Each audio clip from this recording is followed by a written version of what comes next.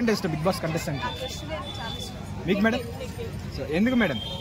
అంటే నిఖిల్ గేమ్స్ బాగా ఆడతాడు, సేఫ్ ప్లేయింగ్ ఆడడు అనిపిస్తుంది. సో మణికంఠ మీకు ఎందుకు ఇష్టం? యష్మి అంటే ఇష్టమా? మణికంఠ ఇష్టం అన్నారు ఇందాక. సో యష్మి అంటే మణికంఠ టార్గెట్ చేస్తుంది కదా, సో దానిపై మీకు అభిప్రాయం ఏంటి?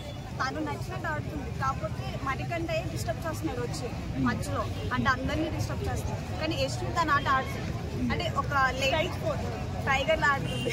సో సోనియా వెళ్ళిపోయినాక నిఖిల్ డల్ అయ్యాడని బయట అంటారు, మీరేమంటారు మేడం? ఇప్పుడే తను గేమ్ ని డెవలప్ చేసుకుంటున్నాడు, ఇంకా సోనియా బయటకు వెళ్ళిపోయింది. టాప్ 2 లో మరి నిఖిల్ ఉంటాడంటారా మీ అంచనా? ఉంటాడు కూడా. సో నబీల్ టకఫర్ ఇస్తున్నాడు కదా, నబీల్ కొంచెం మేబీ నబీల్ కూడా ఉండొచ్చు. ఆట అనేది ఎలా చేంజ్ అవుతుంది ఎవరికి తెలియదు కదా.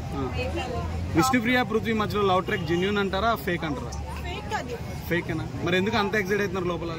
అది వాళ్ళు ఫేమస్ అవటం కోసం, ఇంకా అంటే విష్ణుప్రియ ఇంకా ఫేమస్ అవ్వాలంటారు, ఆల్రెడీ అమ్మాయి ఫేమస్ గా. ఫేమస్ కానీ అమ్మాయి షోలో స్పెషల్ అట్రాక్షన్ ఉండాలి కదా ఒక అమ్మాయి మీద. సో అందుకని అమ్మాయి మీద, అమ్మాయిలు అవుట్ రైట్ నడిపితే అమ్మాయి మీద ఓట్లు వేస్తారు కదా. అది అనుకుంటున్నాను. అంటే ఇప్పుడు సీత అని ఒక అమ్మాయి ఉంది కదా, అమ్మాయి మీద మీ అభిప్రాయం?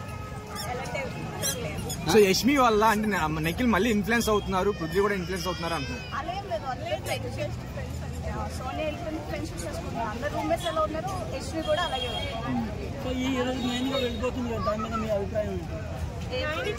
ఫస్ట్ వీక్ బాగా ఆడింది, నెక్స్ట్ కొంచెం డల్ అయిపోయింది. ఫస్ట్ వీక్ ఆడి మేబీ ఉండొచ్చు అని తన ఆడలేదు. ఈ టాప్ 5 లో ఎవరు ఉండాలనుకుంటున్నారు? అంటే వాళ్ళు ఇంకా 7 కి వైల్డ్ కార్డ్ వస్తున్నారు కదా, ఇప్పుడున్న వాళ్ళు అసలు ఇది ఉండాలి ఎవరు అనుకుంటున్నారు ఇప్పుడున్న వాళ్ళు? లక్ష్మి, ప్రేరణ, పృథ్వీ, మణికంఠ కూడా ఉంటాడు, ఎందుకంటే